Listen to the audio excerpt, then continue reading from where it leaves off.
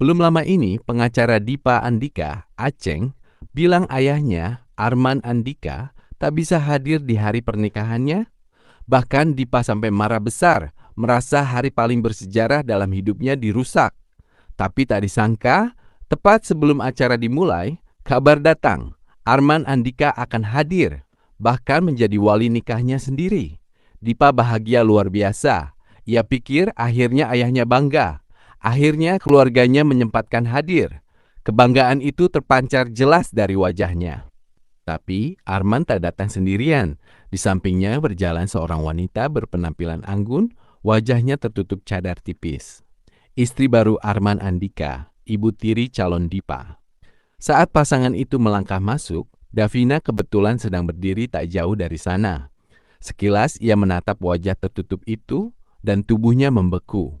Wanita itu menyadari ada yang menatapnya. Perlahan ia menoleh, sebagian wajahnya terlihat. Matanya, tatapannya, Davina kenal betul. Itu bukan orang asing. Itu bukan ibu tiri siapa-siapa. Itu Madina, ibunya sendiri, yang diberitakan sudah tiada bertahun-tahun lalu. Davina tak bisa bernapas. Matanya berkaca-kaca menatap wanita itu.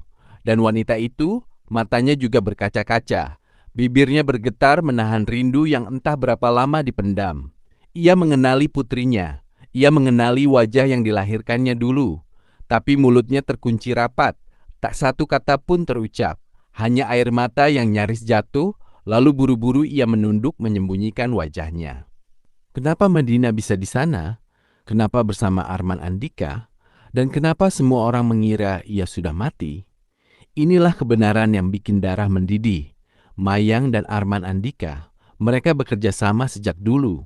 Mayang menyebarkan berita kebohongan bahwa Madina sudah tiada, menfitnahnya agar Om Novan membuang istrinya sendiri. Sebagai gantinya, Mayang mendapatkan Om Novan beserta seluruh kekayaan dan kedudukannya. Sedangkan Arman, ia membawa pergi Madina, memaksanya tinggal bersamanya sebagai istri. Dua orang serakah saling berbagi piala kemenangan dengan mengorbankan kebahagiaan dua keluarga. Davina gemetar hebat.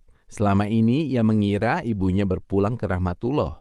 Ternyata hidup, bernapas, ada di dunia yang sama, tapi di penjara dalam pernikahan paksa bersama musuh terbesar keluarganya sendiri. Sementara di acara itu, dunia Davina runtuh sekaligus bangkit.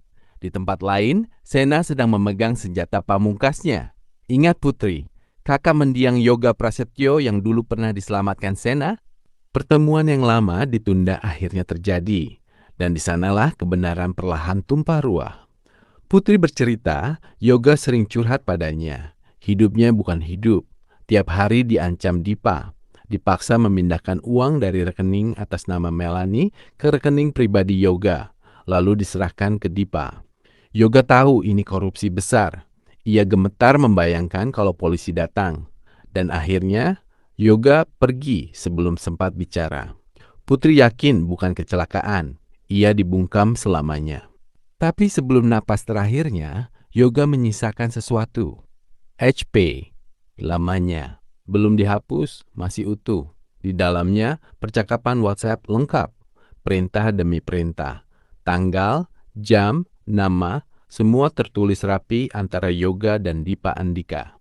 Dengan tangan gemetar, Putri menyerahkannya ke Sena. Ini bukti yang ia simpan demi keselamatannya sendiri. Sekarang biarkan jadi keadilan baginya.